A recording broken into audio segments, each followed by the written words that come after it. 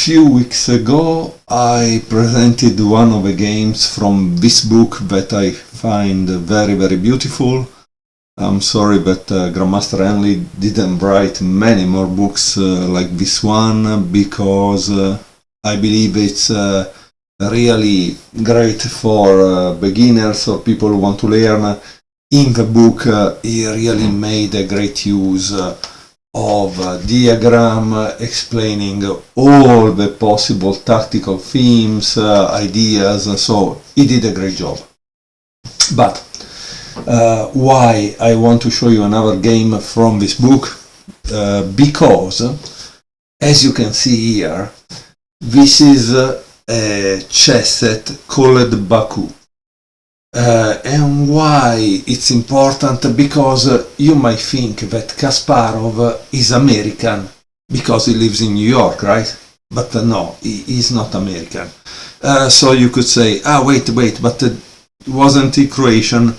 No, he is not Croatian. And so you say, okay, Kasparov is Russian, it's from Moscow because he lived there, right? He played these matches with Karpov. Plus, Kasparov finishing this V that is pronounced like a F in Russian, right? No, he is not a Russian. Kasparov is from Azerbaijan.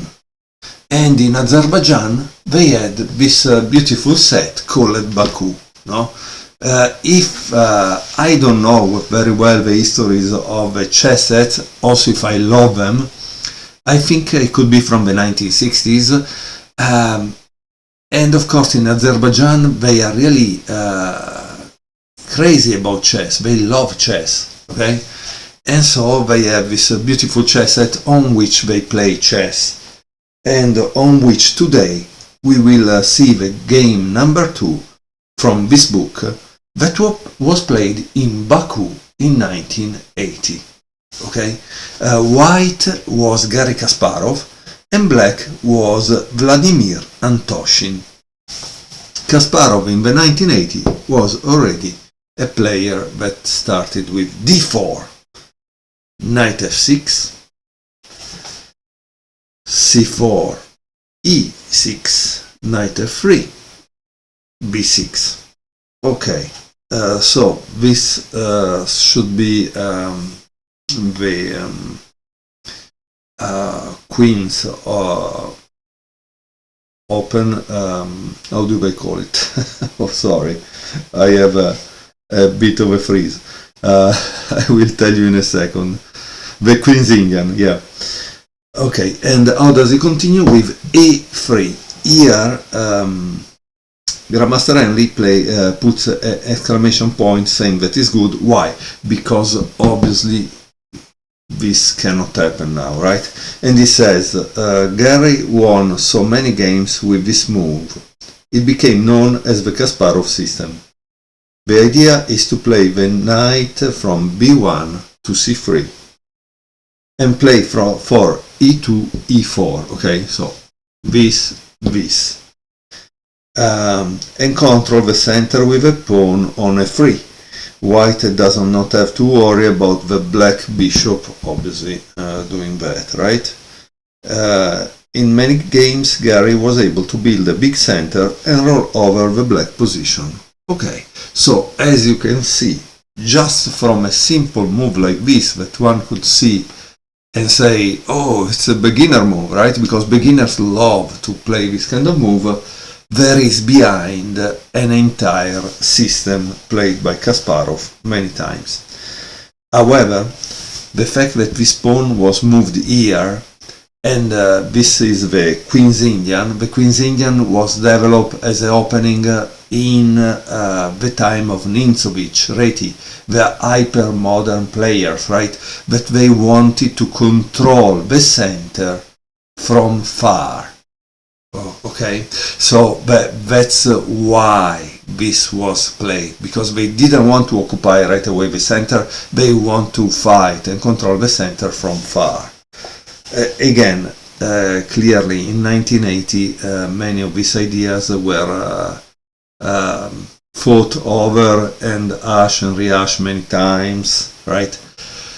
So that's the reason why this could be called the Kasparov system, because he found an answer to that particular opening which he had to fight against. So knight c3, and now black goes into the center with d5. No?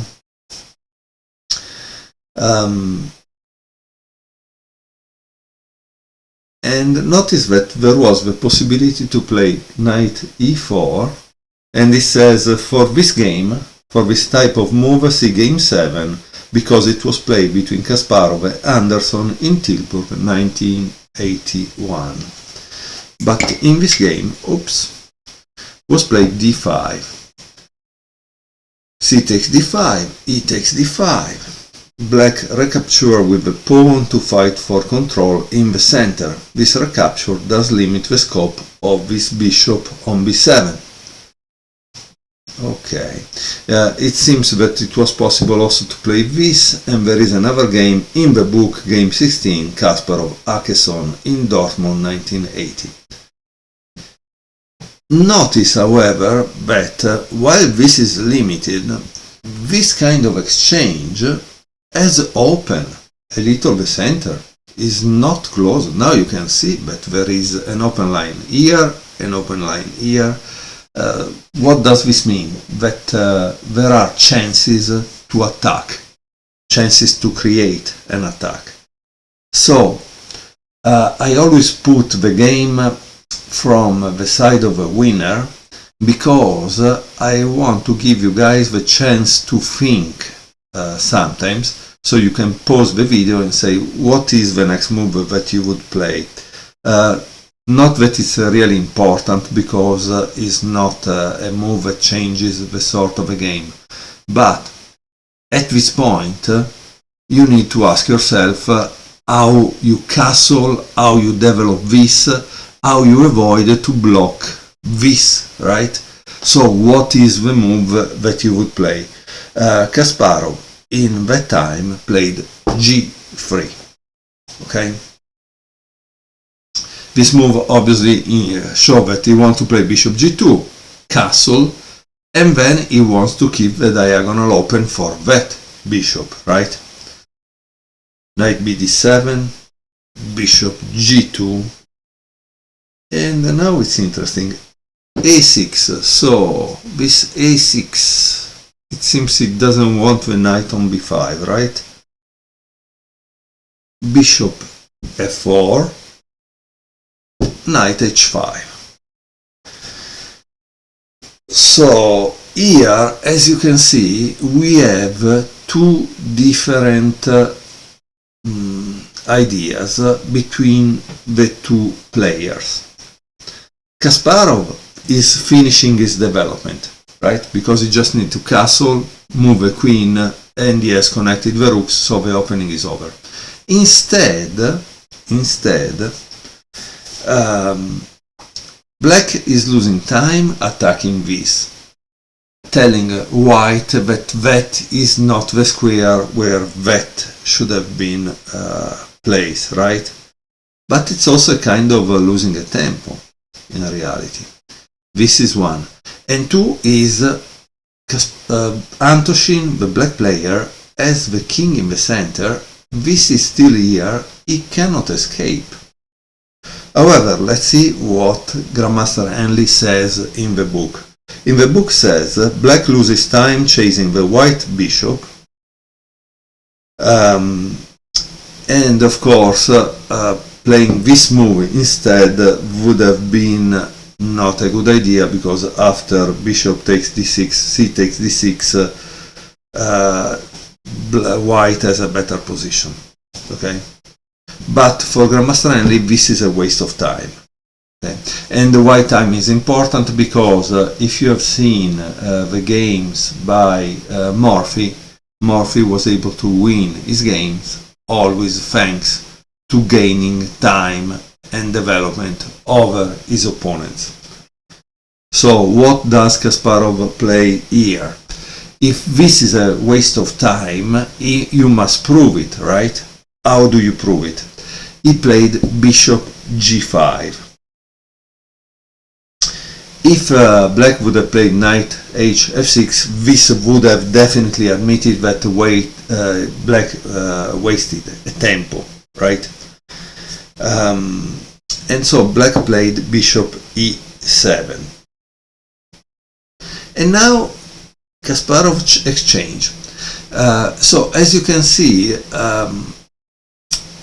Grandmaster level player, they don't want generally to lose the bishop pair, but when they lose it, they want to lose it for another bishop, if there is no such special reason. So what black leaves here is the fact that he has a misplaced knight in the wrong place, okay? Queen takes e7, and so what does now white play in this position? I would tell you, like I have mentioned it previously, I bought this kind of sunglasses. It's 3 minutes, I turn it, I would pause the video, and you should think for 3 minutes and say, what would you play in this position as white? This is the best way to play over these games, because Grandmaster Henley in this book, he said, you want to improve in chess? Well, very good. In order to improve, you need to go over the games of great players, Kasparov clearly being one. Luckily, this Kasparov from 1980 is still understandable for us club player, because is maybe not the top of the top of the top that is so difficult for us to understand, because maybe we don't have the opening theory preparation and many other things. But also, if he was, it would be good for us to try to aim at replicating his moves, because if we can, we have improved our chess. So pause the video, think for a couple of minutes, and then come back and tell me what is the move that you would play. Kasparov in that time played knight h4. White is aiming for the initiative here, and that's why I tell you the book by Grandmaster Henley is really great, because he show you the maneuver and he show you what is for him that white is doing in that moment. The maneuver knight h4, f5, because the bishop is here and not controlling the square, is important, and then there is this double attack on d5. Okay, so here Grandmaster Henley says Gary seizes the moment while the black forces are in temporary disarray to try and develop some initiative. The black pawn on d5 is now under attack with a 2-1 advantage. The black knight at h5 is on the edge and unprotected, and the black queen is vulnerable thanks to knight h4, f5 attacking e7. Okay, perfect. So now how did black continue? He realized that this piece is out of the game, not doing anything. He brought it back. Of course, I don't show you all the analysis by Grandmaster Henley, because it wouldn't be fair to him, since I'm sure that he needs to put some bread on the table. However, the problem is that few weeks ago, I was talking to a friend about the publisher that are now printing on demand, and the publisher that just printed a certain amount of books, and that's it. Now, this book is probably a self-published book. They publish maybe 1,000 copies, and that's it, and maybe you don't find it anymore. Instead, if it was a printing on demand, probably the author can continue to receive money from the book if one buys it. So it's interesting to see how the publishing industry changed from when I was young to today. Okay, so how did white continue here? what do you think that white played? White played knight f5, sorry, f5. And of course, what do you see here? Because you see, with every move, a player like Kasparov continue to attack. In this case, he's attacking the queen e7, but he's also attacking the pawn on g7. And so that's the problem. That's why knight h5 was a waste of time, because now you cannot castle again, right? So it's terrible, but you need to defend this because you cannot really lose it. And so he played queen f8, blocking the king and keeping it in the center. Okay, so please pause the video again and try to find the next move by white. Okay, next move by white. Again, I tell you, you need to gain this kind of mentality in which every move you play, you develop a piece and you attack. Develop, attack, develop, attack. So what's the next move by white? It's queen b3. Attacking, developing. Okay? So we also see that there is a continuous pressure on d5 by the white forces. Okay? So what does black play at this point? Black try to castle on the queen side, but as you can see, this castle is already shaky because it's not protective like this side in which the pawns are all in front of the king. Here, one of the pawn, a6 for example, is already what we would call the hook, something that can be attacked and made exchange to open a possible file. However, this move is also a kind of offers of sacrifice of a pawn d5. And in the book you will find all the analysis relative to this. Okay, so it's important. What did white play here? He played, instead of going for the pawn d5, he played castle. Because again, this is also a feature of chess at top level, at grandmaster level. They don't start an attack if they are not sure and safe from a counter attack. Okay, so what is castle mean? Is a king safety. You need to learn to keep your king safe. Okay, and so why the castling on this side wasn't so good? Because if you notice, the c file is open. So once the king is safe, you can start your operation to attack. Okay, so black continue with knight b8, rook ac1, like I told you, and strangely now he plays knight c6. That's really boom. It's crazy. It's kind of crazy, yeah. I don't understand why he played knight b8, honestly. I cannot understand it. You know why I don't understand knight b8? Because obviously, look, this and the game is over. So I don't know if you can see it, right? But this is checkmate, so it doesn't make any sense. So why would you play knight b8 and then knight c6? Boom, very, very bad. Okay, let's see what white continued with after this. What would you have played now that white have gained clearly a great tempo here? If you were white, what would you play? He played this move, knight takes d5. and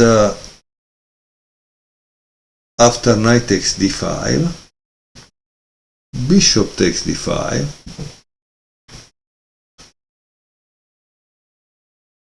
there is knight d4, boom. So this was the idea, the trick that black did in order to, that's why he wasted this tempo. He wanted to eliminate probably the knight f5 from here, attack the queen, and obviously attack there. I don't know how much it works. So at this point, obviously, you need to think what would you do as white. So try always, when I tell you what to do, would you do as white, pause the video, use your little clock track, and think what you would play. Okay. Here, obviously, the position has a lot of possibilities, right? One is bishop takes here, one could be here. What do you play? Well, Kasparov played queen c4. Why queen c4 is powerful? Because obviously you are threatening queen takes c7, checkmate, right? And here black played knight takes e2, queen takes e2, and bishop takes d5.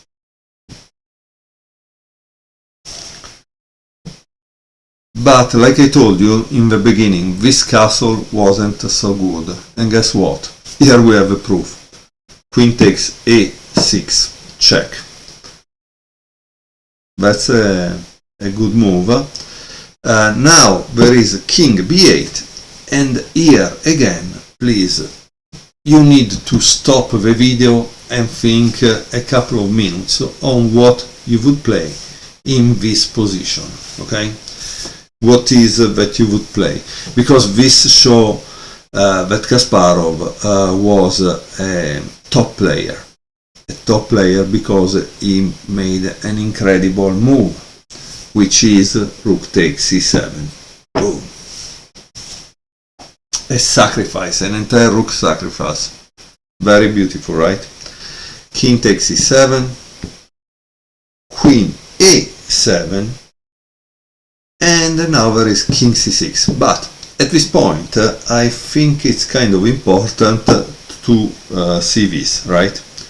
So this is a move that we must have analyzed, otherwise we wouldn't understand how the game works. And here, of course, there is rook c1. After rook c1, what do you do? Because if you go here, you're going to lose it, right? This, and then you're going to get probably kind of nearly checkmated, I think. So that's interesting.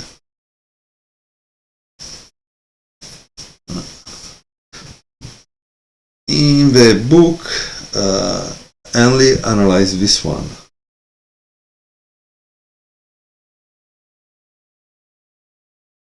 But I think it's interesting to see for a second what happens after here, because this, and you start to have really a problem in trying to escape. How do you escape here?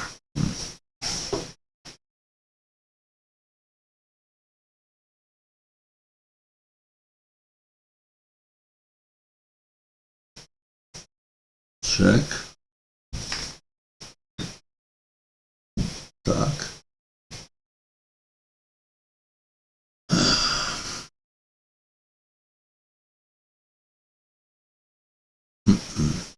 No, probably here there is nothing that helps you to give a checkmate. If, yeah, there is not enough time. So there must be something else. Let's see for a second. Tak, tak, tak, tak.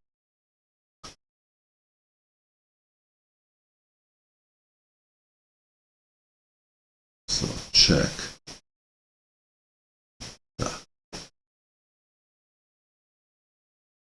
Okay, I think I see it like this, but he could play like this to try to escape. So what do you do? Very good move. And this is the thing, that's why I tell you you need to check it out and find it for yourself. So let me for a second see what's going on, because I didn't find right away the win, but Kasparov must have found it. And not only, I think also Grandmaster Henley, if he didn't put it in the book, he must have known how white wins here. And so this is one of the cases that this line probably should have been put in the analysis. So guys, I went some moves back to understand better the position.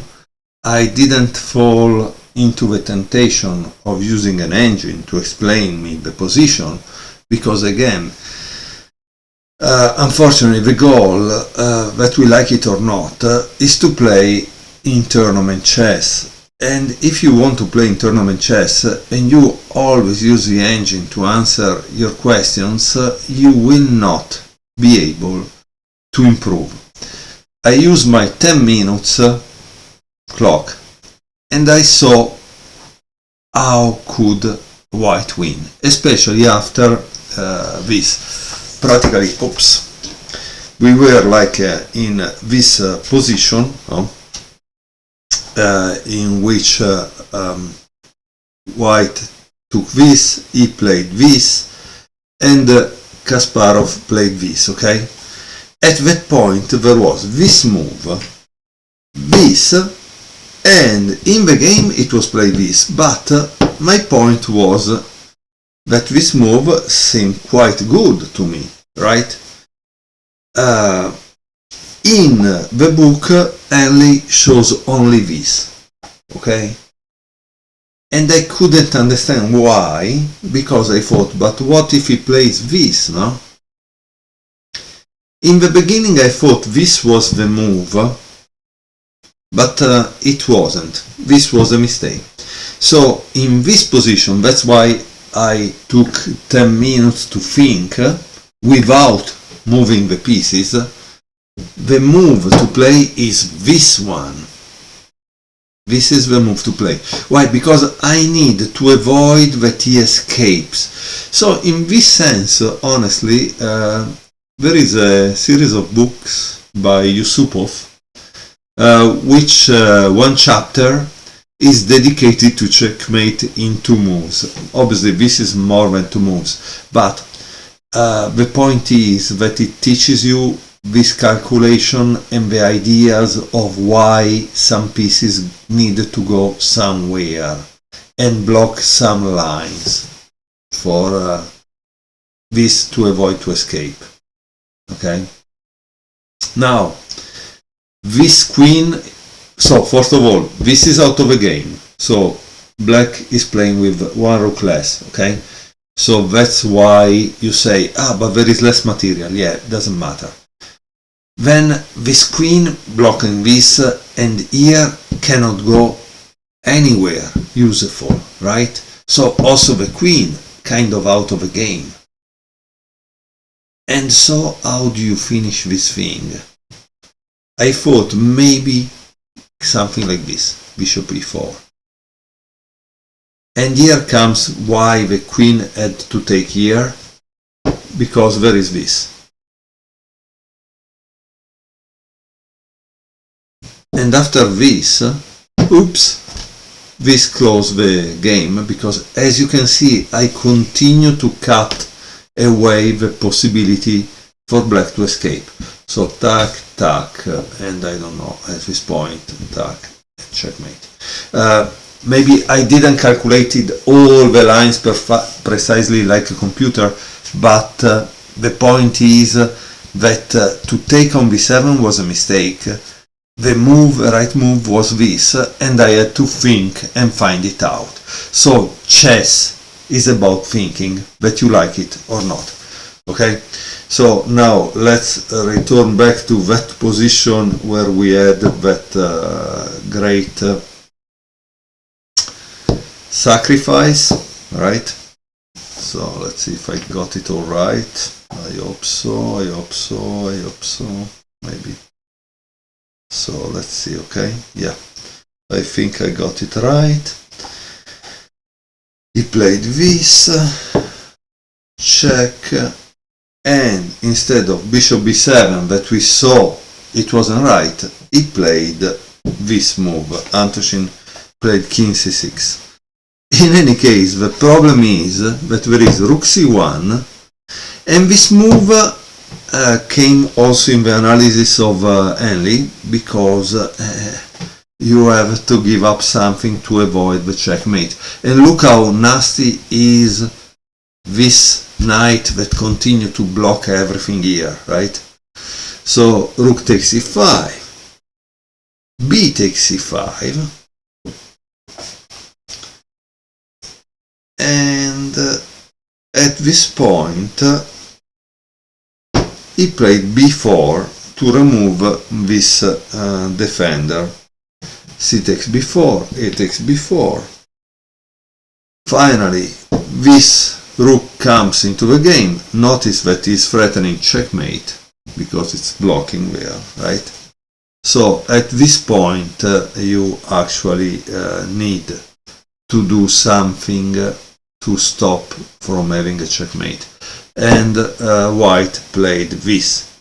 Knight e7, check, king d6, and now you see the importance of the pawn on b4, because Kasparov is able to play queen c5.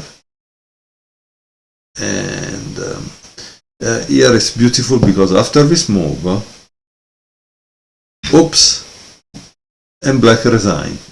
And you say, why black resign? Because after taking, check. Okay, so this is the problem, that here is attacking this, and attacking this. So if you do this, you lose this. If you do this, you lose this.